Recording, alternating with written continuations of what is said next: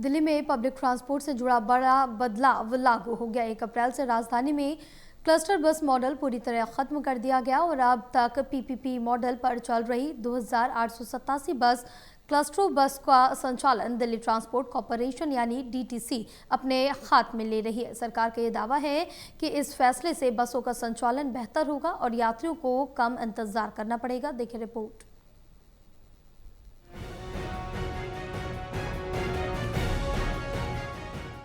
दिल्ली में public transport से जुड़ा बड़ा बदलाव लागू हो गया है।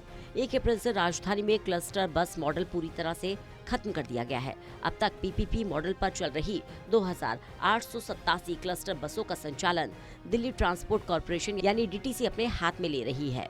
परिवहन विभाग के अनुसार पिछले कुछ समय से डीटीसी इन क्लस्टर बसों की निगरानी और टाइम टेबल को कंट्रोल कर रहा था। अब 1 अप्रैल से इन बसों में डीटीसी के कंडक्टर तैनात किए जा रहे हैं, जबकि बसों का रंग, ब्रांडिंग और ट्रांसपोर्ट डिपार्टमेंट का नाम पहले जैसा ही रहेगा। इस फैसले के साथ ही साल 2011-12 में शुरू हुआ क्लस्टर बस मॉडल अब औपचारिक रूप से समाप्त हो गया है। डीटीसी का कहना है अब एक ही एजेंसी के पास सभी बसों का संचालन होने से टाइम टेबल में बड़ा सुधार देखने को मिलेगा। अब कई रूट्स पर डीटीसी और क्लस्टर बसें अलग अलग शेड्यूल के तहत चल रही थी, जिसे एक ही रूट पर 2 बसें साथ आती थी, बाद में लंबा इंतजार करना पड़ता था। अब टाइम टेबल के हिसाब से इसे बदला जाएगा। बसों की फ्रीक्वेंसी बेहतर होगी और यात्रियों का वेटिंग टाइम भी कम हो सकेगा। सिर्फ टाइम टेबल ही नहीं बल्कि बसों के रूट्स में भी बदलाव की तैयारी है। अधिकारियों के मुताबिक शुरुआत में पैसेंजर ट्रैफिक और मौजूदा शेड्यूल के आधार पर रूट्स और टाइम टेबल में बदलाव किए जाएंगे।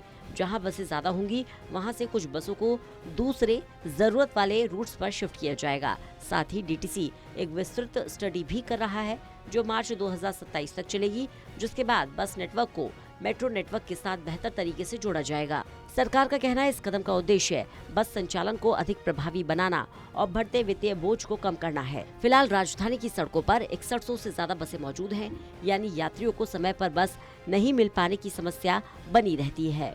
इसके पीछे बड़ी वजह यह है कि डीटीसी अपनी कुल बसों में से करीब 82% बसों को ही रोज सड़कों पर उतार पाता है, जिससे टाइम टेबल पर असर पड़ता है।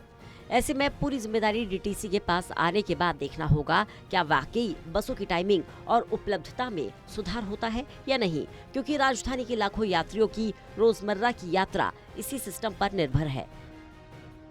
दिल्ली से विशाल सिंह की रिपोर्ट।